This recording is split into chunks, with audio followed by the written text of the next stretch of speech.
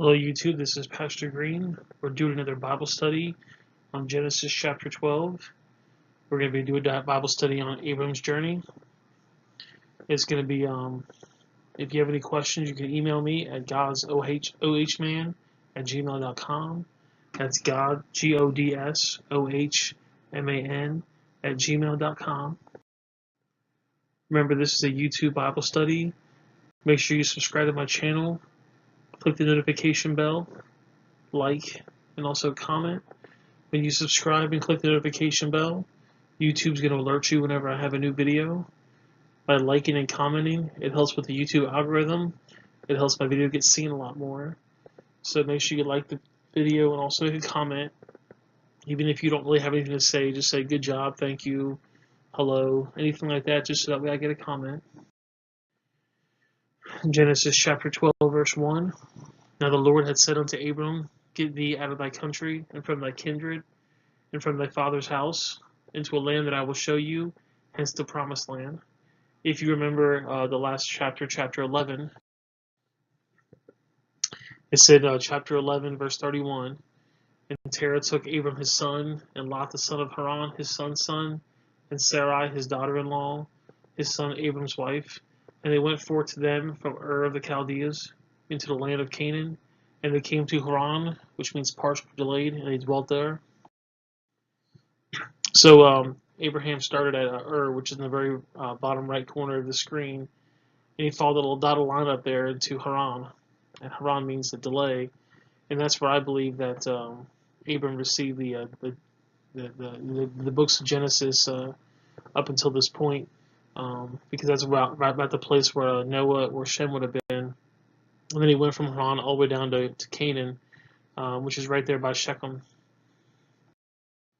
Chapter 12, verse 2, God made Abraham 4 promises. And I will make thee a great nation. I will bless thee. I will make thy name great, and thou shalt be a blessing. And he also told him 3 things that's going to happen if he follows God. I will bless them that bless thee. I will curse them that curse thee. And there shall be, and in thee shall all families of the earth be blessed. So he's telling you that as long as you follow me, I'm going to bless you.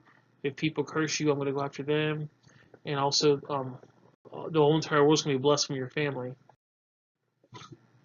If you look at the Jewish contributions to the world, they wrote the Bible, which was the first system of ethics and monotheism. They brought us the 10 Commandments. They gave us ideas like, love your neighbor as yourself and do not kill. Judeo-Christian heritage is founded on Jewish ideas. There's over 740 Nobel Prizes between 1901 and 2004, and 156 of those were Jews. And 29% was in medicine, 19% was in chemistry, 38% was in economics, 26% was in physics, and 10% was in peace. Also, if you look at the world population, only 0.25% of the world is actually Jews. But yet, 0.25% of the Jews actually gave 22% of Nobel Peace Prize winners, 47% of the world chess champions, 51% of Oscars for the best score or best song, 30% of them were thinkers in the 20th century, 40% was an eminent psychiatrist, and they have a stereotype of Jews being really good in business, finance, education, medicine, government, Hollywood, cosmetics, literature, law, philosophy, charity, and etc. And here's actually a quote here. It says, I believe that the Jews have made a contribution to the human condition out of all proportionate to their numbers. I believe them to be an immense people. Not only have they supplied the world with 2 leaders for the statue of Jesus Christ and Karl Marx, but they have even indulged in the luxury of following neither one or the other. So this guy is saying that, even though the Jews are really small people, they've contributed a lot to society. Genesis 12:4, it says, So Abram departed the Lord, and as the Lord spoke unto him, and Lot went with him, and Abram was 75 years old when he departed out of Haran. So he left from Haran heading towards Canaan, and it said he was 75 years old. And Abram took Sarai his wife, and Lot his brother's son, and all their substance that they had gathered, and the souls that they had gotten in Haran, and they went forth to go into the land of Canaan. Into the land of Canaan they came. And Abram passed through the land unto the place of Shechem, unto the plain of Morah, and the Canaanite was there in the land. And the Lord appeared unto Abram and said unto him, Unto thy seed I will give this land. Henceforth, that's why it's called the Promised Land, because God promised this land to Abraham. And there he buildeth an altar unto the Lord who appeared unto him. And he removed from thence into the mountain of the east of Bethel. Now the word Bethel means Beth means house and El means God, so it means the house of God or God's house. And he pitched his tent, having Bethel in the west and high in the east. And there he buildeth an altar to the Lord, and it came upon the name of the Lord. So remember, the word Beth means house, and El means God. So the word Bethlehem actually means the house of bread. And so I guess Bethlehem had a lot of bakers there. I'm not exactly quite sure, but it's called the house of bread. And Abram journeyed going on still towards the south. And there was a famine in the land, and Abram went down into Egypt and sojourned there, for the famine was grievous in this land. So Abram actually got to Canaan where he was supposed to go, and he kept going down south to Egypt. If he would have just stayed there, we wouldn't have had a lot of the problems that we have.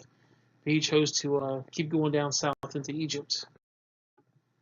And it came to pass when he came near to the entrance of Egypt, that he said unto Sarai his wife, Behold now, I know thou art a fair woman to look upon.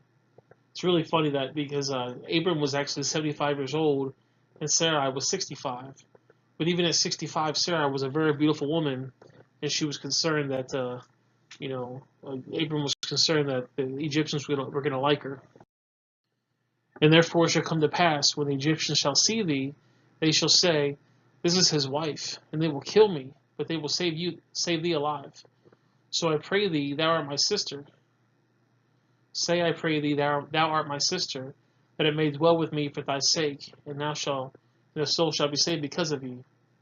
So Abram's telling Sarai, tell the Egyptians that you're my sister, and if you do that, they might spare my life. And it's funny, he actually made the mistake here in Genesis 12, and he does it again in Genesis 20. In Genesis 20 it says, Then Abimelech called Abram and said unto him, What hast thou done unto us? And what have I offended thee? Thou hast brought on me and in my kingdom a great sin. Thou hast done deeds unto me that ought not to be done. And Abimelech said unto Abram, What sawest thou that you have done these things? And Abram said, Because I thought surely the fear of God is not in this place, and they will slay me for my wife's sake. And yet indeed she is my sister. She is the daughter of my father, but not the daughter of my mother. And she became my wife. So Abram's actually confirming here that Sarai is actually his half-sister. His father must have had two wives, and so she's the daughter of his father, but not the daughter of his mother. So one of Abram's father, Terah's wives, gave birth to him, and the other one gave birth to Sarah. So Sarah's actually his half-sister. Back in Genesis 12. And it came to pass that when Abram was coming to Egypt, the Egyptians beheld the woman, that she was very fair. And the princes also the Pharaoh saw her, and commended her before Pharaoh. The woman was taken into Pharaoh's house. And he entreated Abram well for her sake. And he had sheep, and oxen, and asses, and manservants, and maidservants, and she-asses, and camels. So, because she said that Abram was her brother, the Pharaoh gave Abram a whole bunch of gifts. And the Lord plagued Pharaoh, his house, with great plagues because of Sarai, Abram's wife. And Pharaoh called to Abram and said, What is thou that thou hast done to me? Why didst thou not tell me that she was thy wife? Why sayest thou, She is my sister, so I might have taken her to be my wife? Now therefore, behold thy wife, take her and go away. And Pharaoh commanded his men concerning him, and they sent him away, and his wife, and all the things that he had. Well, that was Genesis 12, and I appreciate you guys following along with me. We're going to be doing Genesis 13 next week. Again, make sure you subscribe to my channel and click the notification bell. That'll make sure you get updates on any new video that I post. Also, like this video, make a comment on the bottom. If you have any questions, you can email me at godsohman@gmail.com, or you can comment in the video with any kind of questions. And I appreciate you guys sticking with me. Thank you so very much. And I guess I'll see you guys again in the future.